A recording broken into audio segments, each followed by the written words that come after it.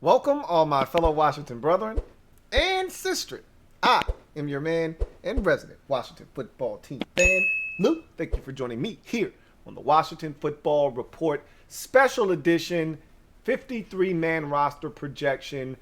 We've kind of gotten to the point we've been building to since the team came back together in late July, cutting this roster down from 90 to 53. The official 53-man roster will be constructed by the end of business tomorrow. So, gonna give you my projection for this roster. I've been doing this for the last 5 or 6 years. It's something that I enjoy doing, but it's an inexact science. Obviously, I think this might have been the toughest list to construct since I've been doing this. And generally when you do these, the first 40 to 45 are gimmies. You pretty much know what you're doing. It's the last 5 to 6 spots that are usually confounding. I think I could easily get 5 or 6 wrong this year, and generally I'm somewhere in that 48, 49, 50 neighborhood. I could get I could be 47, 46, 47 this year because of the back end of the roster, some complicated decisions that have to be made. Do you keep this guy over this guy? Do you keep, a young guy that you want to develop over a veteran that can help right now? Also throwing into the mix the COVID-19 practice squad additions that allow you to keep 16 instead of the normal number. I think that number is normally 10. So I think and with the veterans being allowed to be on that practice squad as well, like we saw last year, it makes it a lot easier to keep a guy that isn't ready to contribute right now to you, that you don't think necessarily should be on the roster, but because you don't want to expose him to the rest of the league, you don't have to now because of the way things are set up. If you think you can sneak another guy, a veteran, onto the practice squad and have that guy be ready for you, you can do that as well. So, and as Ron likes to say, the pop-up. You can pop guys up off the practice squad on game day. And so I think this list, though, is handcrafted, and I really feel like I've gotten the essence of what they are trying to get done and why. But again, I could be off by a few names or so. I've never had 100%, and I don't think this is going to be 100% either. But Ron said some interesting things directly after the last preseason game against the Ravens, and then I thought he said some really interesting things the following day in his day after presser. So I think he cleared up a couple of positions for me that I was somewhat waffling about as to what I was going to do on the back end of those positions. He cleaned up some things for me, kind of crystallized the picture, if you will. And I will say this as well. A lot of you have been asking, will Washington be monitoring what other teams do around the league? The answer is yes, they will be, especially after the beating they took in preseason game number 3. It's not just because of that, but I think what that game represented is that, yeah, we still have a ways to go from a roster standpoint. For as deep as we feel like we are, and we are, considering where we've come from, what we've been as a football team and as a roster, we're way deeper than we have been in the past. Still, we have a long ways to go, and I think that last preseason game against the Ravens was a quick reminder, a quick, swift, brief, but albeit brief, but very poignant reminder that you still got a ways to go. You're not nearly where you need to be as a roster in terms of roster building and construction. You've got a ways to go, and that was evident on Saturday night. So without any further ado, I've talked enough. Let's get to these 53-man roster projections, and I will tell you this as well. It wouldn't shock me if 2 or 3 of these guys ultimately don't end up on the 53-man roster because they find a guy or two out on the streets that were cut from somewhere else that they deem to be better than what they currently have on their roster. It'll be interesting to see. I still think linebacker is that one position that I look at and say, I don't think they're going to do anything at running back or wide receiver. Maybe tight end. Don't rule out tight end. Bring a guy on but linebacker is the one for me where I look at that. They can't be happy with the depth at linebacker. Ron is trying to sell us a bill of goods. You can't be excited. And Ron said, look, at linebacker, we'll get into it when we get to linebacker. Enough talking. Let's get to this 53-man roster breakdown. And so I want to start on the offensive side of the football, on the first position. And most of these are gimmies, especially on the offensive side of the football. Quarterback, we start with 3 guys. Ron entertained the idea of maybe cutting one of these guys loose. Obviously, it would be Kyle Allen, but he's not going to do that. And he acknowledged that last year's situation at the quarterback position with having to go through 4 different guys is definitely weighing on him heavy and impacting this decision. Look, you can't trust Ryan Fitzpatrick to go 17 straight weeks. We know Taylor Heineke's history with injuries and things of that nature. We saw it last year, albeit brief. And Kyle Allen's coming off of an ankle surgery. And he sat out some of camp this year and missed a preseason game with an ankle injury. So all of these guys could ultimately play in the upcoming season. You can't afford to expose any of them to waivers. You got 3 quarterbacks. You know what it is. That's not a hard one to predict. You go to the running back position. This one is really interesting. So the first 2 guys, without a doubt, for me, are locks. Antonio Gibson, J.D. McKissic. Those guys are stone cold locks. It's the next 2 guys that are really intriguing. Now, Jarrett Patterson is all but a lock at this point. They're not cutting him. They think he's a part of the future. They really like what they've seen from him. And they can't afford to put him on waivers and expose him to the rest of the league. There isn't any way that they're going to get him back if they do that. And they know that. So he's pretty much a lock. I think with the real, and every one of these positions, I've put them in the order of which they made the roster. So Ryan Fitzpatrick on the roster the most because he's a starter. Taylor Heineke, the backup. He's the next guy that's on the team. And then Kyle Allen would be the last at that position. So if they were thinking about cutting a guy, it'd be the last guy on the list. So with the running back position, we know Gibby's not going anywhere. Ant Gibbs is the first guy. He's the starter. J.D. McKissic is the next most important running back. And Jarrett Patterson is the third most important running back on this list. Why do I say that? Because Peyton Barber is a guy that they look at.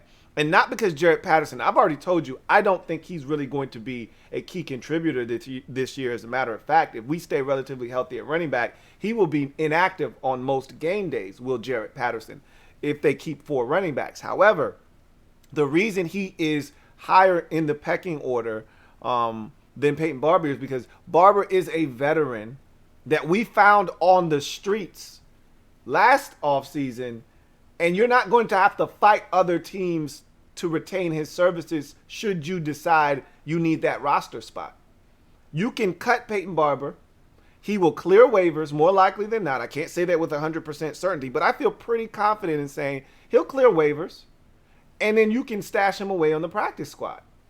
And you'll have access to him. You can protect him every single week if you need to, and he'll be available for you to pull up.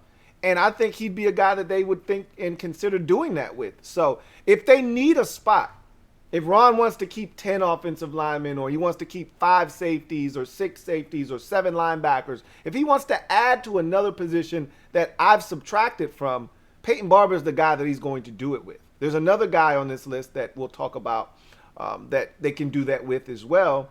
And so Barber, for me, is that guy. But I still think he makes this football team. And let me explain something to you. They tried to see what life without Peyton Barber was like. They put Antonio Gibson in a 4th and 1 situation, matter of fact. And he did not get it. That was Peyton Barber's role last year.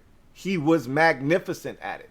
They wanted to see if Gibson could do it so that they could maybe see what life without Peyton Barber was really like. And maybe Gibson could do it. He didn't do it. So that reminded them that Peyton Barber's, he's the horse. He's the guy in that situation. They put other players in situations that Barber is accustomed to playing, like the up back on punts. He's a core special teamer, is Peyton Barber, and he's still the short yardage king on this team.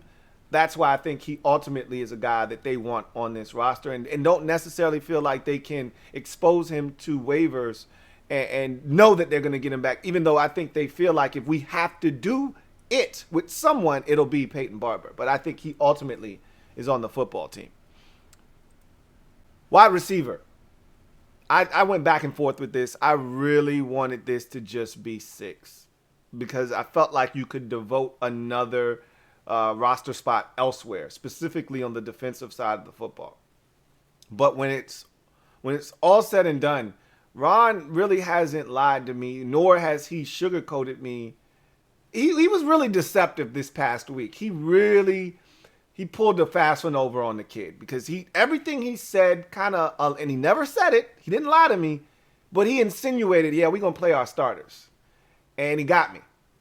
And so Ron has been pretty transparent since he's taken the job, though. You know, there have been a couple of snafus, but for the most part, I keep saying they got an ace in the hole. They got an ace in their back pocket as a punt returner, and it's Adam Humphries or it's Curtis Samuel or someone like that. No, they don't. The reason they've had DeAndre Carter and Isaiah Wright and Dax Milne back there returning punts and retrieving them in practice is because that's who they envision being their punt returners and kickoff return guys. Not because there's some elaborate scheme to hide who's going to actually be back there. No, these are the guys that they actually think can do it. So punt return is a big deal because you can stick almost anybody back there on kickoff returns. That's not a big deal. Punt return, however, is a massive deal. And they're not just going to put anybody back there, guys that haven't gotten practice reps back there. Thus, they're keeping an extra receiver for that specific purpose of returning kickoffs and punts. And the guy that's going to do that is DeAndre Carter. So it's not hard to really decipher the receiver list. Terry McLaurin, and again, it's in the order of importance. Terry McLaurin, Curtis Samuel, De'Ami Brown, Adam Humphries, Cam Sims, all locks. Okay? That was never in question. AGG and DeAndre Carter were the two guys in question. And I thought Antonio Gandy-Golden's strong finish to the preseason put him on the roster. You know, without two strong performances stacked on top of each other back to back, I think he's on the outside looking in. But he was one of the few bright spots offensively for this football team in that preseason finale. And I think he solidified his spot and really reminded the staff of why they drafted him last year in the 4th round is for DeAndre Carter. He simply is on this roster because there is no other option. You know, Dax Milne, I don't think they feel like he is a guy that they need to put on the roster right at this very moment. And DeAndre Carter gives you a little bit more explosiveness as a return guy, a little bit more speed. So I think they're going to give him the first crack at this. You know, he may start the season as the punt returner and a kickoff returner, and he may not end the season that way. You know, it wouldn't shock me if we got to week 6 and this guy gets cut and they move up Dax Milne or someone else in that role. But as of right now, DeAndre Carter seems to be a guy that they're very comfortable with on both kickoffs and punts. That's a big deal for us right now, especially the punt returning aspect of it. I think DeAndre Carter makes it 7 wide receivers, which is a big number for me, but I think it's out of necessity, to be honest with you. So obviously that's going to shave off a position elsewhere, and I'll tell you where it has an impact a little bit later on. So then we get to the tight end position. There's been a lot of intrigue surrounding this position as to what they would do at TE3. We've talked about that ad nauseum. We knew Logan Thomas and 4th round draft pick John Bates were going to be on this roster. That wasn't really up for debate. The 3rd tight end was really the conversation that we've had amongst ourselves numerous times. And it really came down to 3 guys, Tamarick Hemingway, Ricky Seals-Jones, and Sammis Reyes. Well, they cut Tamarick Hemingway last week. So they really essentially made the decision cut and dry. It's either Sammis Reyes and Ricky Seals-Jones, because they could keep 4 tight ends, which we all thought for the longest time was far-fetched and almost impossible. There's no way we don't have enough depth. We don't have enough quality talent to keep 4 tight ends. What are you talking about? They could keep 4 tight ends. They could go 6 receivers and 4 tight ends. That's a very distinct possibility. But I don't think there's any reason to do that, honestly. I think you go 3 tight ends. Just like I said with Jaret Patterson, there's no way they can cut Sammis Reyes and expect him to clear waivers. It's just not going to happen. There are teams chomping at the bit, dying to work with this kid, get their hands on him. He's big. He's physical. He's got athleticism. There were at least 10 teams drooling over him at the Florida Pro Day. And Washington happened to be the team to get their hands on him first. So there's no way they can cut him, and they know that. And so they're not even going to try to test the waters there. He's on the roster. Now the question is, do you add Ricky Seals-Jones to the roster as well as an insurance policy, or do you cut him and bring him back on the practice squad? I think they feel like this. Ricky Seals-Jones is a guy that they can cut and have him end up on the practice squad. Worst case scenario, Ricky Seals-Jones gets swooped up by somebody else, and they put in a waiver claim and he's not available to us. Tamarick Hemingway is still out there, and Ron even said he knows the system, he knows the playbook. If we need him, he'll be there. Nobody's taking Tamarick Hemingway from us. Okay, so bottom line is, if you don't trust Sammis Reyes to play week 1, he doesn't have to, but you have to keep him on the 53-man roster if you don't want him to end up elsewhere. They know that, and I think they'll cut Ricky Seals-Jones, bring him back on the practice squad if he clears waivers. If he doesn't, Tamarick Hemingway is just a phone call away, and he'll be available on the practice squad, and they'll move him up because they know he knows the system, can come in and help right away. He was our third tight end last year, was Tamarick Hemingway. So, again, Sammis Reyes going to make this football team, and I think he completes the tight end room for the time being. And then finally, you go to the offensive line, and I think the all-star here is the fourth name on this list. So I got them in the order of importance: Sam Cosmi, Charles Leno Jr., Cornelius Lucas, and Sadiq Charles. So let's stop there. Those are all tackles. So it goes tackles, all the guards, and then the centers. So the most important tackle is Sam Cosmi. They just drafted this kid. He may ultimately be the future at the left tackle position. When it's all said and done, we'll see. But right now, he's going to man up the right side. Charles Leno Jr., free agent acquisition, 1-year deal, left tackle. We'll see how that goes. Cornelius Lucas is the swing tackle. Anybody goes down at the tackle position, left or right, he'll be the first guy off the bench. And then Sadiq Charles, Ron talked about his development. He's been one of the most improved players this offseason in Ron's eyes. Ron loves his positional flex. I've already told you guys he can play 4 out of the 5 offensive line positions. He's the all-star. He's the key to all of this. Without Sadiq Charles, you've got to keep 10 offensive linemen. But because you have Sadiq Charles and his capability of playing 4 out of the 5 offensive line positions, he allows you to cut off a little bit of the fat, trim off that extra offensive lineman because he can do so many things. So I've got him listed as a tackle, but again, tackle, guard, really doesn't matter. Sadiq Charles can do it all. Brandon Sheriff, Eric Flowers are your 2 starters. Wes Schweitzer, first guy off the bench. If someone were to go down at the guard position, I firmly believe over Sadiq Charles. Okay, so Wes Schweitzer is your last guard there. And then Chase Roullier, starting center. Tyler Lawson is his backup. That's your 9 offensive linemen. So when it's all said and done, Ron talked about wanting to keep 10. He really wants to keep 10. I don't think he's going to be allowed to keep 10 because of the way the numbers game shapes up. I think that extra wide receiver really hampers him in the extra offensive lineman department. And you could even look at it as hampering another position on the defensive side of the football. Same thing with running back. Keeping that 4th back probably has a lot more to do with the offensive line than it does on the defensive side. I think the 7th receiver in DeAndre Carter has more to do with what you're going to see on the defensive side than on the offensive side. That being said, in total, you got your 3 QBs, your 4 running backs, your 7 wide receivers, your 3 tight ends, and your 9 offensive linemen for a grand total of 26. Remember, I told you it was 26, 24, and 3 for me. Now, I got there in a different manner than I thought I would, but at the end of the day, it's still the same. 26 on offense, 24 on defense, 3 specialists. They would love to have this thing be 25, 25, 3. I just don't see it working out that way with some of the decisions that have to be made. So we go from the offense to the defensive side of the football, and we start on the defensive line.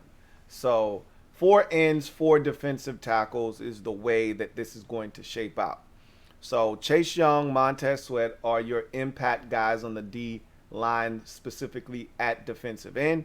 James Smith-Williams is your first reserve off the bench, and he didn't play. I didn't realize this until Ron said it after the game, but he was out. I thought Ron just sat him down, didn't want to see him get injured, but they said he had a shin injury, and he actually had surgery this offseason, and so it was a little sore, so they held him out. Okay, something to note, but I don't think it's going to be anything long term. I'm not a doctor, and I did not sleep at a Holiday Inn last night, so I can't say what it is or isn't.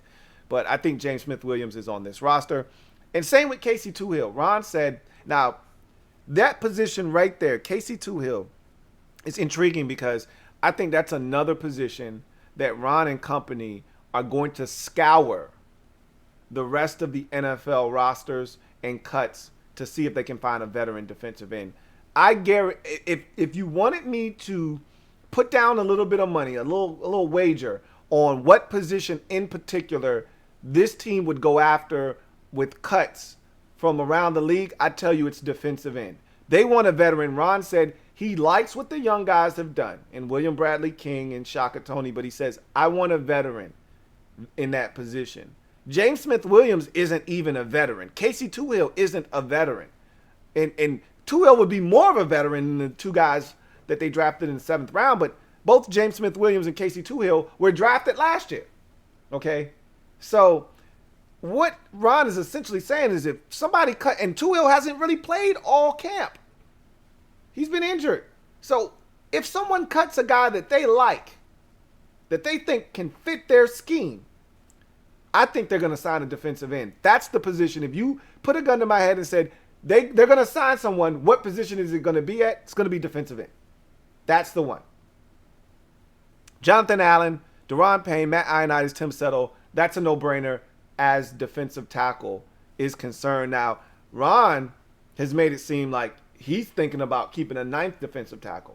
I don't think that's going to happen. I think they're going to load up the practice squad with D-line and offensive linemen so that they can have that depth and versatility on the practice squad, but I don't think it's going to impact the 53-man roster. I think you're going to get 8 defensive linemen, and that is it. And I think Casey Toohill is a guy to watch because I think they will look to upgrade defensive end with someone around the league that isn't currently on this roster. So you go to linebackers. This is the one position that I think makes most of us as fans cringe right now. Now, again, if the starters stay healthy, we got nothing to worry about. I think we'll be fine. It's if something were to happen to one or two of those guys, we could really be in some serious trouble.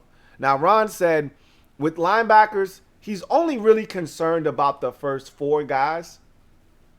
After that, he's like the last 2 or 3 guys, depending on if you're keeping 6 or 7, they need to be special teams, core special teams guys. But he went through how all of these players have versatility for the most part. He talked about, all of the starters being able to play every single one of the positions. So he's like, that positional flex gives us the ability to not really worry about if a guy goes out of the lineup, we can just, mix and match parts. He's like, Khalil can play both outside backer positions. Jarrett Norris and David Mayo, they're really strictly middle linebackers, and that's just it. So he's like, look, at the end of the day, I got my core 4. Davis, Holcomb, Bostic, and Hudson. Those guys are pretty much interchangeable pieces with the exception of Khalil Hudson can't play middle linebacker.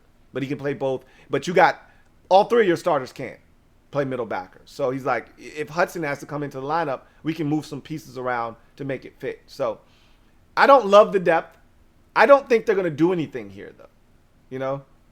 Everyone wants to assume that if a backer hits the street that they like, they're going to sign him. They may put him on the practice squad, but I don't think they're going to really tinker with this group too much because of the special teams value that Jarrett Norris and David Mayo add to this football team. So I think linebacker, the 6 of those guys are pretty much etched in stone for me. As we go on to the cornerback position, 6 guys here. So here's the intriguing part about corner. So we know the names. We know the guys that are safe. William Jackson III, Kendall Fuller, Benjamin St. Juste, and Jimmy Moreland should be flipped in terms of order of importance. But all four of those guys are making the football team. Here's where things get really interesting. Torrey McTyer injured himself in the preseason game versus the Baltimore Ravens with a concussion. That complicates things because he was going to make this football team without the concussion. He had pretty much played himself into a roster spot. Ron said that the game on Saturday evening impacted 6 positions. This is one of them because Torrey McTyer in that concussion easily could drive Ron and company to cut him and keep Darryl Roberts. It could also influence them to just cut Torrey McTyer altogether and just keep 5 cornerbacks and go with it that way. I don't think that's going to happen. Worst case scenario, they cut McTyer and they go with Darryl Roberts instead. Here's what I think they ultimately are going to do because of some of these rules that allow you to, bend a corner here and maybe bend a corner there with these COVID protocol rules that have been put in place. What you can now do is have a guy be on your 53-man roster and then place him on IR. Because you do it after you have your 53-man roster set, he can then return. If you put a guy on IR prior to the 53-man roster being set, he is done for the season. I think they allow Torrey McTyer to be on the roster, and then they could put him on IR. Here's the beauty in us not playing for two whole weeks leading up to the first game. He may be ready to go before then. You know what I'm saying? But I think he was too impressive. I think that it's a concussion. It's not a high ankle sprain that could take a month or a month and a half to heal. It's not a hamstring where it can be tricky. It's not a groin. It's a concussion. He should be back in 2 weeks max. You'd like to think. So I think Torrey McTyer is still going to end up on this football team. Now, again, that's a name to watch because I told you this time of the year, you get hurt, it makes it really easy on a team to just stash you away and say, well, we'll try again next year. But right now, Torrey McTyer, I have him on this football team. And Trap, we all know, not really ready to contribute on the field as a corner. But as a special teamer, he's the best we've got. And they're not cutting him. Too much value there and what he brings to the table as a core special teamer. We've done this before. We've had this conversation. He's on the football team. So then we wrap up the defensive side of the football with the safety position. And this is the position I think becomes impacted by wide receiver and the 7 guys that they ultimately had to keep because of the punt return issue. Landon Collins, Cam Curl, Bobby McCain, DeShazer Everett are your 4 safeties. They want to keep a 5th. And they may ultimately keep a 5th. And they may not keep 4 running backs. If they really wanted a 5th safety badly, they could just cut Peyton Barber. And that would give them the extra space needed to keep a 5th safety. If they really wanted to keep a 5th safety, they could do away with one of the receivers. But I think they would first go to the running back position and go to Peyton Barber and say, hey, we want you on this football team. It's a numbers crunch, but we're going to put you on the practice squad. If you clear waivers, we want you back here. You're going to be on the first game, the opening week roster. You'll be active, okay? You'll be up and Jarrett Patterson will be down. So don't go anywhere, So I could see that happening. But right now, I got the 5th safety as a no-go right now. And what's really interesting is they were going to keep their 5th-round draft pick, Derek Forrest, over Jeremy Reeves, had he been healthy. But because I told you a lot of things have complicated matters, he's had a hamstring injury the last week and a half that hasn't healed, that's going to take time. I told you hamstrings are very, very tricky. They don't know how long he's going to be out with that hamstring. And because of it, they could easily put Derek Forrest on IR. I don't think he was really going to contribute on this team anyway, other than special teams. But I think they can IR him and just try again next year with him. They don't have to force the issue. Have Jeremy Reeves take his spot this year. They could also do what I just said with Torrey McTyer. They could put Derek Forrest on this 53-man roster, and then as soon as it becomes crystallized, they could put him on IR. That will give them another roster space, and they could then activate, a fourth running back like Peyton Barber, or they could then bring up Jeremy Reeves in his place as he, is on the mend. So there are so many different things they can do to keep the guys that they want to keep. Ultimately, nobody is going to take Jeremy Reeves away from us. More likely than not, he's got a lot more tape on him than some of these other guys, and there's still maybe a bit of a higher ceiling with him than a Peyton Barber, for instance, or Ricky Seals-Jones, who are guys that they really feel like they could cut and get back. Jeremy Reeves did some really good things and put some good tape out there last year when he got a chance to play. So they could lose him. They could run the risk of him being snatched up by someone else. I think they're willing to take that risk. However, we will see. I think this is the position I could get wrong, and they could keep 5. I think they want to keep 5. I think there's a way that they can keep 4 and still have that 5th or 6th guy around. But ultimately, to make the numbers work, I think you keep 4 safeties. If you just want to be safe, you keep 4 safeties. But again, they wanted to keep 5. I think they go to Peyton Barber and say, hey, going to cut you, but don't go too far because we're going to have you right back here and we're going to protect you every single week. And ultimately, he may end up, one guy goes down and Peyton Barber's now officially on the 53-man roster and he's there to stay. So we'll see. Things are going to get really interesting.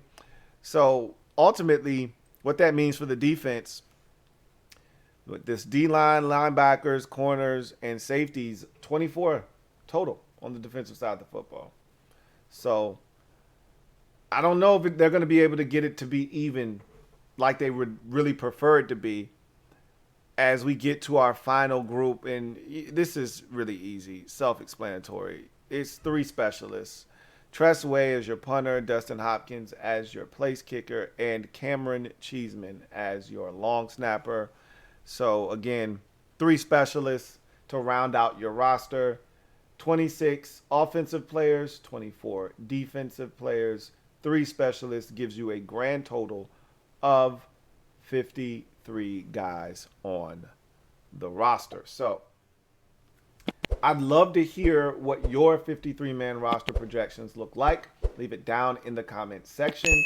I know you are not going to wholeheartedly agree with what I've just given you, so I'd love to see what you guys ultimately have and to see if you ultimately are closer than I am to the final 53-man roster. Should be really interesting. These next 48 hours are going to be crazy. You're going to hear a lot of news coming out. This guy getting cut, that guy getting cut, trimming the roster down here and there over the next 2 days. Ultimately, I don't think the final 53 is going to be set until they have an opportunity to get their hands on a few veterans that are going to get cut around the league, because I really think they want to add a defensive end to this team. I don't think they're done. I think they're going to wait. Don't be shocked if a trade happens either. Ron talked about teams calling or soliciting information about certain players on the roster. And Ron said, it's our job to do our due diligence and to follow those leads to see if, teams are interested in specific players. He said the worst they can say is no. So don't be surprised if Washington trades a guy or two, heading into this 53-man roster process, because if there are opportunity to get something for a guy that you probably were going to cut anyway or is on the fringe, and you can parlay that into a late-round draft pick, you do it. So don't be surprised if you hear Washington engaged in a trade or two leading up to this 53-man roster process being finalized. So we'll see. But whatever happens, we'll be here covering it all on the Louie T Network. So I am a Washington fan, etched in burgundy and gold. My Washington spirit will never die. Washington spirit will never fold. Until we meet again, hail to our beloved Washington football team. Going to be a big week in terms of news And remember, there is no game this week, but that's not going to stop us from really sinking our teeth into this team and what they're doing. Got a big show on Wednesday night for you guys. I'm getting the Fab Four back together. We're giving out our predictions for the upcoming season for the NFC East. Going to have all of the usual suspects here on the Louie T Network on a live stream on Wednesday night. Looking forward to that.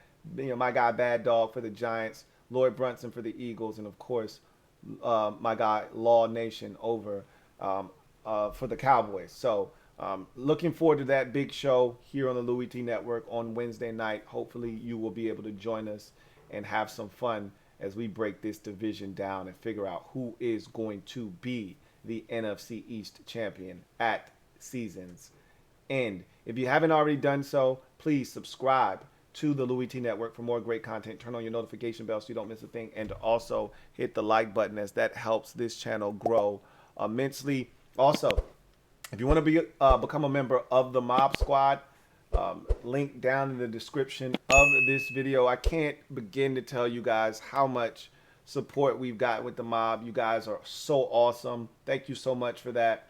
And also, I can't thank you guys enough for all the love you've done with the merch, the Ron's Plan tees, the Mob Squad shirts, the Louie T Network merch, all of it. It is so awesome. Please continue to support by buying merch. That's one of the best ways to support the brand. And also, that if you have the merch, I love the pictures. Continue to send them. I had one of the coolest pics sent to me. Guy was over in Korea, and he was rocking the Ron's Plan t-shirt, you know. So I love it, man. I love the support. It's all over the place. We all over the map with it, man. So I love to see it. It's so awesome. And I urge you guys to continue to support and send me the pictures of you guys rocking the different various merch options that we have here on Louie T Network. So that's going to do it for me, your man Louie T. Again, 53-man roster projections should be really interesting. Bart Scott! Can't wait. Leave it down in the comment section. What do you have? Do you agree? Do you disagree? What are your changes? Looking forward to reading that. Until next time, you guys, get off the bench, get in the game, and kick it with me, your man Louie T. Until next time, you guys, have a good one. LouieTeeNetwork.